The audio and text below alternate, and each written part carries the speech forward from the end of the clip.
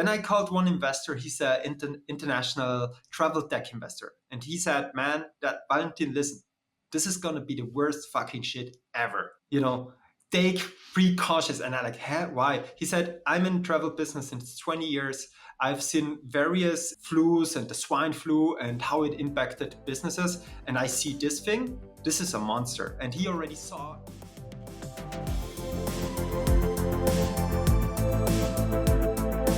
Hey everyone, this is Heini and here, and welcome to Founders Weekly, where we cover the news for startup founders and tell stories you can learn from. Today, we are telling the fascinating story of two founders that turned into rivals on the biggest AI stage. Another hardware product that was released in a very early MVP, and our founder guest today will talk about a life-saving COVID pivot. Do look forward to that. My co-host today is Theis Søndergaard, Vivino co-founder and a friend. Welcome, Theis. Thank you so much, Heine. Happy to be here. Theis, today I am actually in the Faroe Islands, and I am broadcasting from the Tech and Art Conference Tonic, as you can see behind me. You see that? Yeah, I'm very jealous. It's a beautiful place. Yes, you should Well, be. maybe not the studio, but Faroe Islands at least. Yeah. And this is the first time we actually recorded in a studio, so that's nice. Yeah, you need to be here at this one-day conference next year. Next year you'll be here. I will for sure. Thanks for the invite. Let's go straight to the first story.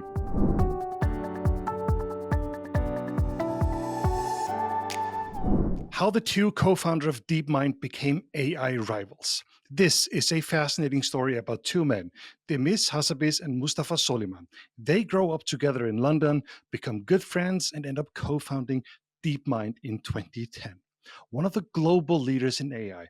After only 4 years, they sell DeepMind to Google in 2014. After the acquisition, Deniz Hassabis stayed at Google and took a leading role there. But Mustafa Soliman left and founded Inflection AI.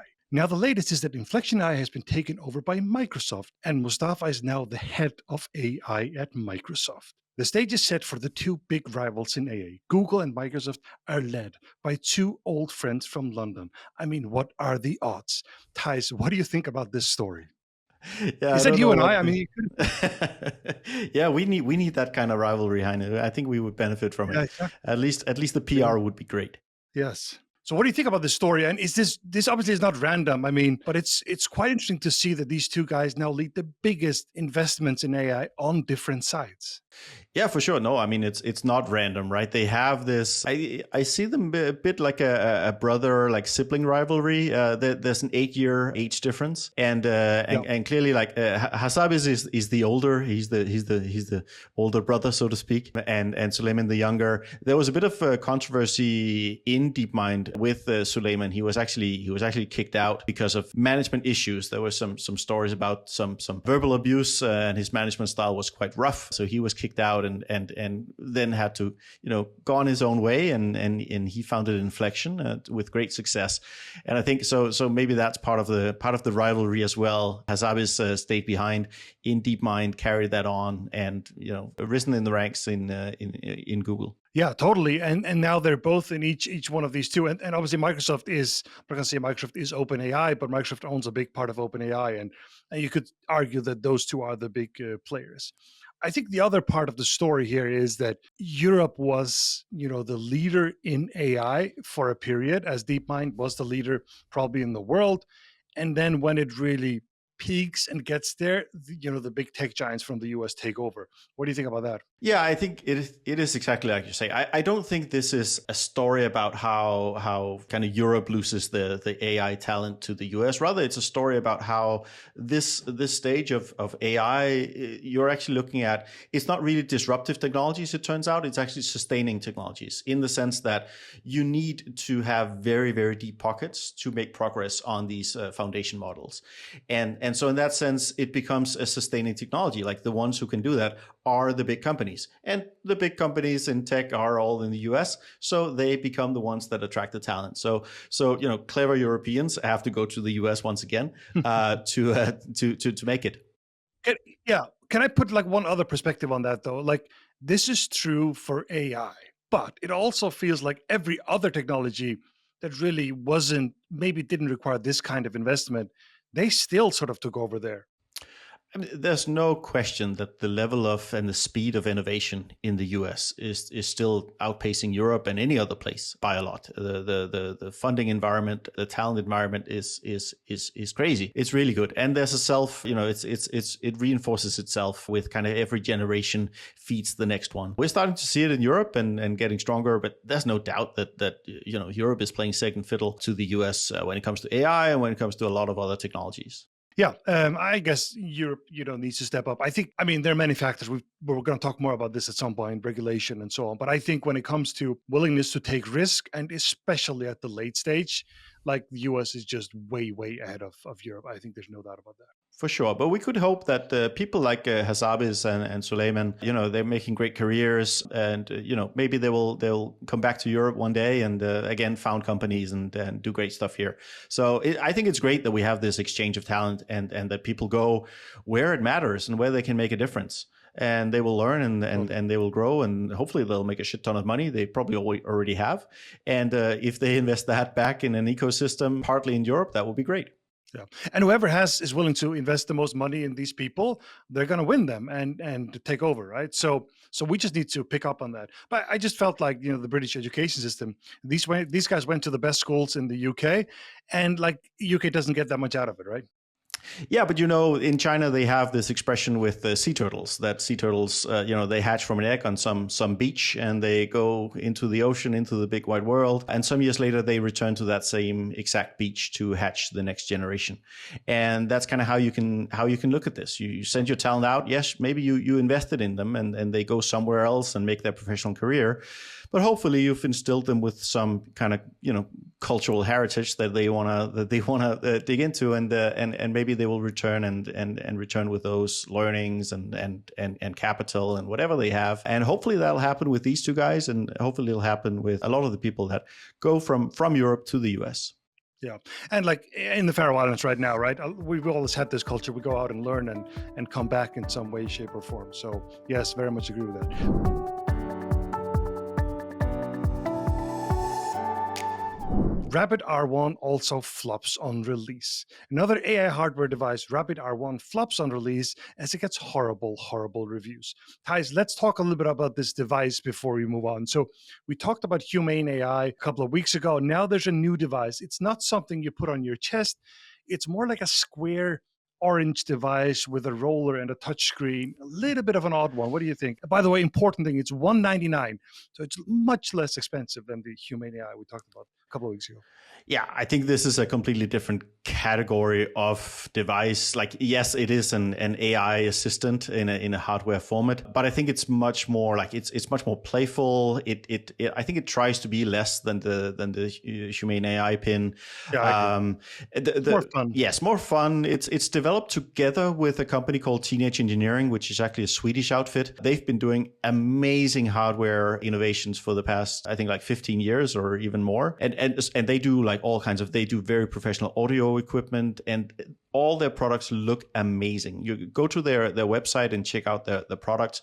They have like an amazing style, very clear visuals, and also very innovative in kind of the way you interact with stuff. And you can see that in the Rabbit that they have kind of co-developed. It looks fun and friendly and amazing. Totally. And you see a device that is really quite interesting in its shape and so on. You really see that. But I want to steer this in a particular direction here, Theis, because we always preach MVP, minimum viable product. We saw humane AI come out and we thought, hey, was that even an MVP? What the heck was that? And then you have this product. Is this even an MVP? And it feels like they might be reading sort of the teaching of how to develop software, and then they release an MVP. And I think that's probably difficult to do. Thoughts on that? It is very hard to do within hardware, and especially with this kind of generation of hardware where it's actually not so much the hardware that's the main selling point. Like the hardware is the packaging, but really the AI and what that's supposed to do is the thing that's supposed to be the magic, right? And that's why I think it's very tempting to look at this and like say, okay, we can do this the way we usually do software. The problem is that this is a piece of hardware. You are asking people to put down $200, which is still money. And you set a lot of expectations about what this AI assistant is able to do. And so if it's not up to snuff, you will disappoint a lot of people. Yeah, totally. And we have to remember that minimum viable product means something. I mean, it means viable too. And it feels like these products, I have a hard time finding like one feature that it does better than the smartphone, right? They're competing with a smartphone, which is an incredibly high bar. You could argue this one is $199. So maybe it's a miniature smartphone, maybe the bar is lower, but it's really hard for me to argue, apart from this is a cute device saying, look, I need this device for X. Yeah, if you want to do an MVP, it means you need to do one thing really well, right? You have to do something really, really well. That's the point of the MVP. It's that you don't try to do 10 things and do them, semi-good, but you just pick one of them, the one that will really make a difference to your users. And, I'm reminded of the in my book, the first smartwatch ever, which was the Pebble. The Pebble was launched in 2013 by an amazing guy called Eric Mikigowski. It was a smartwatch. Like it could tell you the time, but it could also get messages from your smartphone. I had one, I loved it. And the thing with the Pebble was that it did this one thing. Just give me notifications of what's going on my phone. Just win one battle, please. Give me that on the wrist. And then everything else, like it had a 1 week battery life, right? And it wasn't always on screen. It was black and white. It was super simple, but it did that one thing and it did it really well. And it made you want it to do more. Like it made you think, oh my God, if it's so good at this. Sorry, Theis, what was the one thing? The one thing was I can now see messages on my phone. From my phone on my wrist without having to pick up my phone from the pocket, right? So this was before Apple Watch, right? Yep. By the way, Apple Watch then came in 2015 and completely killed them. And they ended up, crashing and burning, selling off to Fitbit for way less than what they had in debt. And ultimately it was a failure, but their MVP was amazing. They really nailed it. They did one thing, they did it really well. But that's what the Humane AI pin is not doing well. That's also what this Rapid is not really doing well. They don't have that one thing where it's like, oh, this is magic. Because the magic is supposed to be the AI assistant. But we've been speaking to our speakers and, Siri and Alexa and so on. We've been speaking to them for years. We're used to talking to a device and getting some pretty great answers. Hardware doesn't change that, right? So if that's all it does, it's not that impressive. But I will say to their defense, I see this more as a toy. Like this is a toy. If you have 200, it's an expensive piece of toy, but it is a toy. They're not trying to do the Humane AI where it's like, we want to replace the phone. No, they're more a gimmick, right? But then give me something gimmicky. Tell me something I can use as a gimmick. Exactly. Like, give me a use case. Exactly. And that might come, right? But that's the problem. Theis, I'm going to give you one question. Oh, go ahead. No, the problem is it might come, but it's not there now. But you're still asking people to get, to put down the $200. Yeah. So we've had a look at Humane now, and we've looked at Rabbit. Now the big question: are they going to be around a year from now? Absolutely not. None of them. I'm quite sure about that.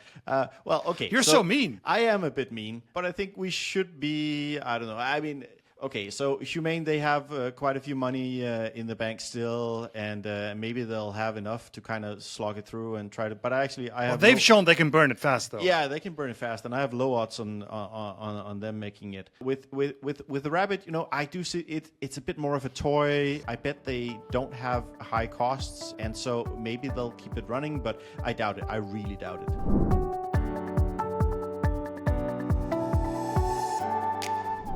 We are back. Today's guest is Valentin Schütz. He is the co-founder and CEO of Gronda. Valentin, welcome. Hi, Heine. Nice to be here.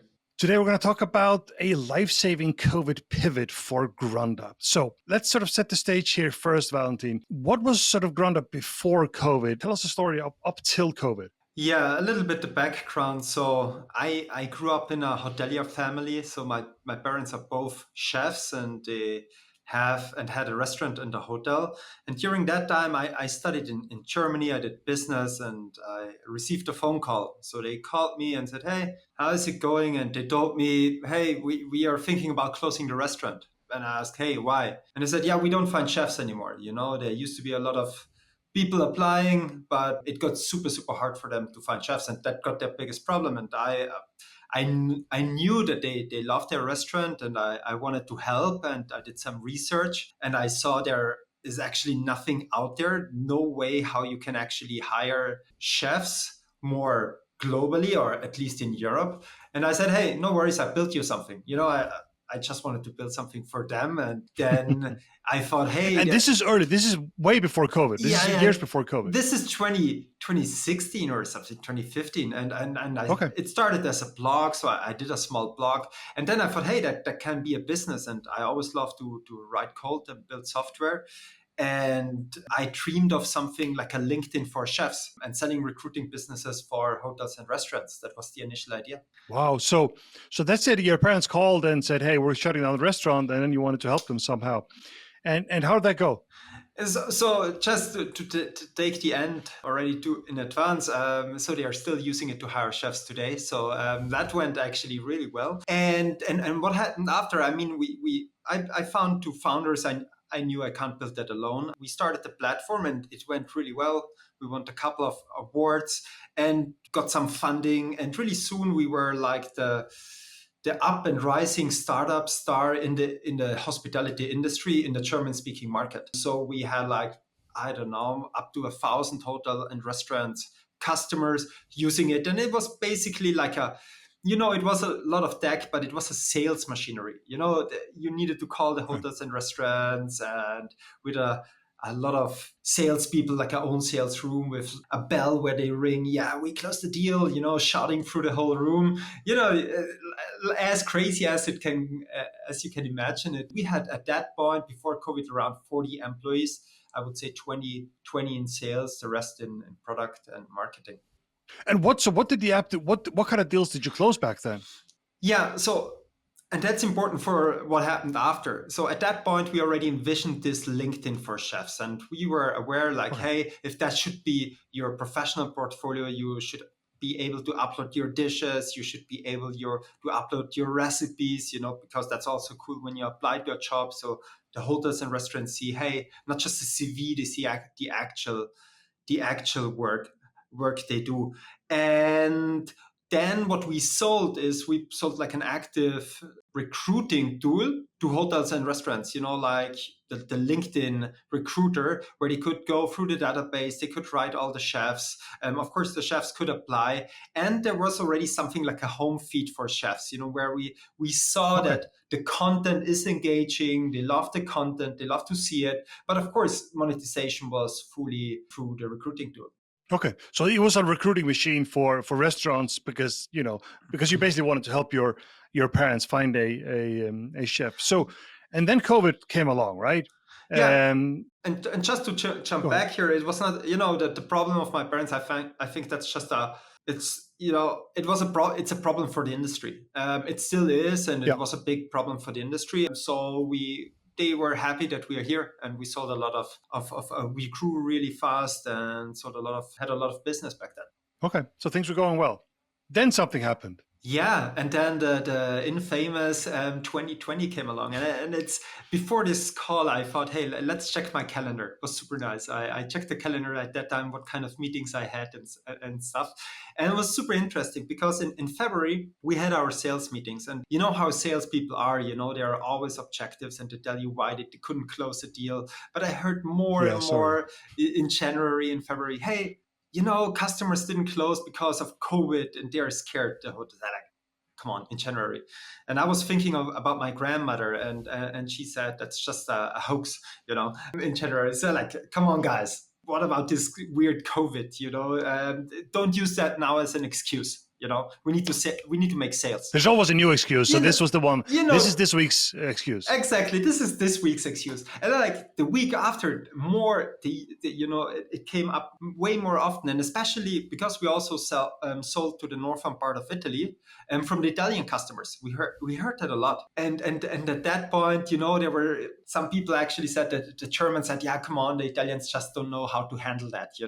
At that point. And that was in February. So I thought, okay, it came up more often in the third week in a row, also in February. So I called, and the hoteliers were the first who felt it, because their guests canceled. And we, in the tech bubble, you didn't really realize about it so much yet, but in the hospitality really felt it at first. So I called my investors, and most of the investors said, hey, no worries.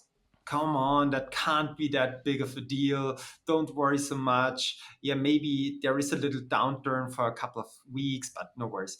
Then I called one investor. He's an international travel tech investor. And he said, man, that Valentin, listen, this is going to be the worst fucking shit ever. Take precautions. And I'm like, why? He said, I'm in travel business since 20 years. I've seen various flus and the swine flu and how it impacted businesses. And I see this thing. This is a monster. And he already saw in Asia shutting down hotels and restaurants. He saw that and he said, that's going to be the worst ever.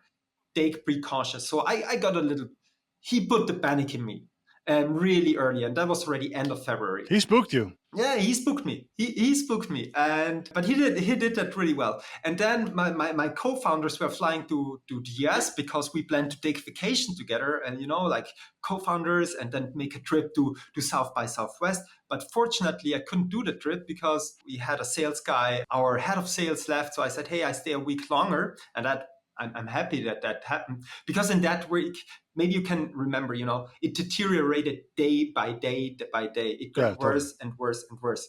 And I can remember, so we sat down and we saw sales going down, down, down. And then there was a day we didn't sell a new customer or sell a new customer. And I was like, wow, what's going on?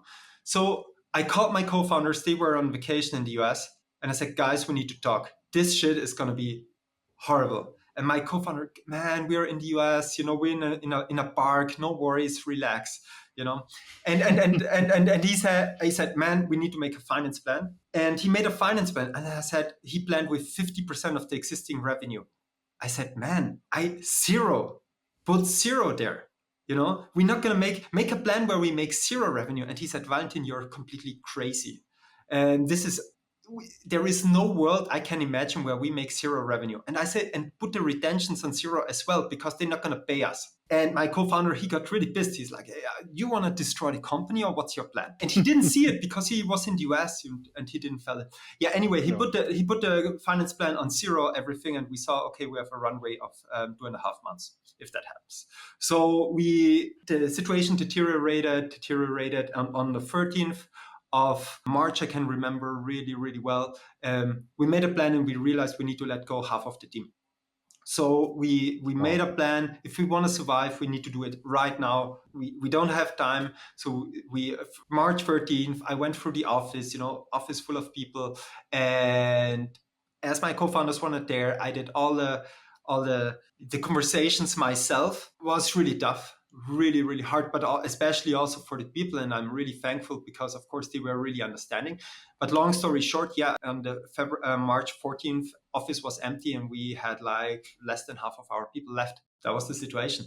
That's that's a pretty quick reaction, right? Because yes, you saw this first, but actually the world, the US, the other places actually didn't shut down till later. Yeah. It was starting to happen, but US and like Denmark, I remember those places, it was a little bit later, on the 20th, as far as I remember. For sure. As I said, as we are in the hospitality travel tech, we saw that coming really, really heavily. And for us, it was clear, a hotel and a restaurant, if you're their recruiting provider, you're the last fucking person they're going to pay. You're at the end of the list they're going to pay. So even though they have a contract, I'm firing people, I'm not recruiting anyway. Yeah, exactly. They're not going to pay you, And so I saw that this could be a really life-threatening problem for us. And it came as we expected it. And we were in this case lucky. And also, I think not just let's jump a really let's tough jump to the pivot, right? Yeah. Yeah, exactly. You made this. So that's the thing. You have to make decisions fast and you have to make them pretty severe to really have an effect. So what happened? Then you said, okay, we got to change things. What did you do? So that's an important step. First, I got the team together, the remaining team. That's important. And people said, okay, let us make the best out of this company for the people who needed to leave. Let's make the best out for them. We owe it also to them. And we thought about different scenarios. And I think that's important. It was clear to us that we can't make money with hotels and restaurants because they don't have money. So we can't provide them another product. But what we saw on the platform is actually the chefs, they posted more than ever before. We had the highest activity ever. at that period of time. And like, wow, people seem to really like to share their recipes and watch recipes. And what happens if we put a paywall in front of it? Just a paywall, or start a premium membership. First you get a nice badge in your profile, and we put some recipes behind a paywall, and we introduced that just as a, it took 1 week to implement. But for whom? Because they were all chefs, right? Exactly. We thought maybe chefs are ready to pay for other chefs' recipes. And we had, to be honest, it was just, we thought, okay, we do that until the recruiting market is coming back. And we implemented this. And at first it was actually just a badge. You didn't even see recipes for it. You just had this pro badge in your profile. And we saw people bought it. And then we put some recipes, and the revenue doubled and doubled and doubled and doubled. It doubled, I think, for 9 or 10 executive months. It was insane growth, and we put more content behind it, and we realized, okay, in that moment, like, we didn't know what's happening, but what we realized is people want to see recipes from professional chefs. They want to cook the same stuff as they cook at home. And we also realized, before that was for professional chefs only, we saw that 20% of our subscribers are actually not chefs, they are foodies. And then we realized, okay, we're onto something. And within 11 months, we hit 1 million ARR, more or less profitably. Wow.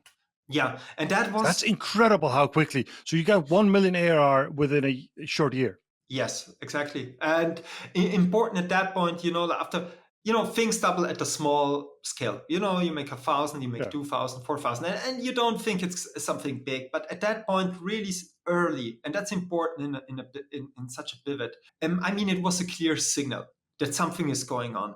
And we made really early, after 5 months into that, we made the decision, we go all in on this. We can do the recruiting always, but this is the thing. And our investors, actually one investor who comes from a job site, actually, they said, you need to go all in on that. This is unique, and you need to focus. You don't have a lot of people. You need to focus on it and make it big. And that's what we did. So we completely pivoted to this new model and pushed it forward.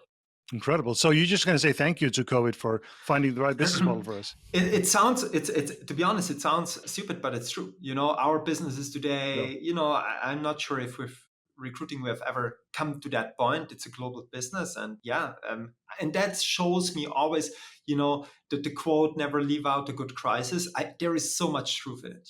There is so much truth in it. Strong opportunity. If you have the luck, but also like the, you have the how do you say that? You have enough courage to try something and to test something. I think you can create a lot of value in a crisis. Totally. So, Joe, I want to ask, so I don't know how much you can tell us about, but where's the business now? How big is it now? I know you're in New York, so I guess that will be when it comes to the chefs and restaurants, the capital of the world in that sense. So where's the business at now? What happened? So after the pivot, the thing was growing organically, because all the chefs who posted, so at one point we allowed them to also monetize their recipes, so we gave them a share of our subscription. And that is just spreading worldwide, because the chefs are worldwide. They have followership on Instagram from all over the world. And at one point, we realized our biggest market is already the United States as a single country. Of course, as a continent, it's still Europe, but US was growing and growing and growing, stronger and stronger. And today, Gronda is used by 1 million chefs and another million foodies in the world to find inspiration. But especially the chefs use it really to build their portfolio, to showcase their work, to find opportunity. But also they use it in Michelin star restaurants to build their new menu. So if you want to cook at home like a chef, and you want to see the recipes, what they actually cook in those restaurants, Gronda is the place to go.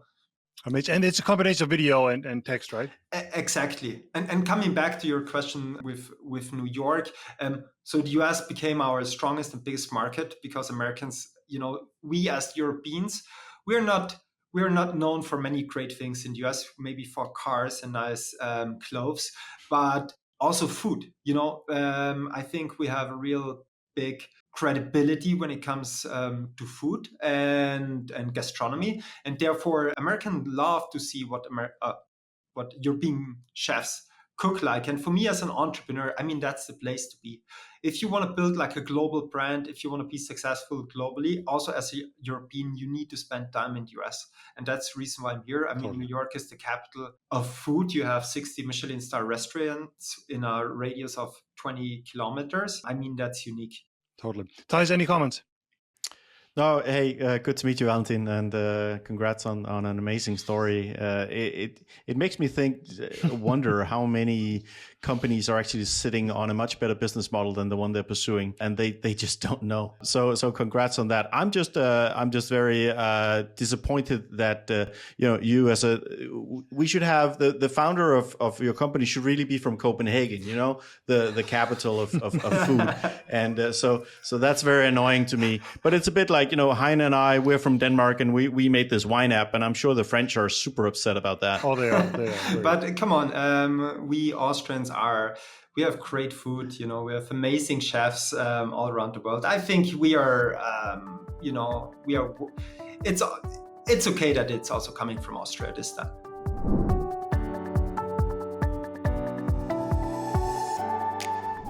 Okay, cool. We are back. So it is famously hard to sell to restaurants.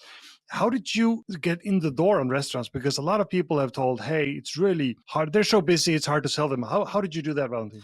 Yeah, that's the main problem, to be honest. And we haven't figured out another way than just calling them.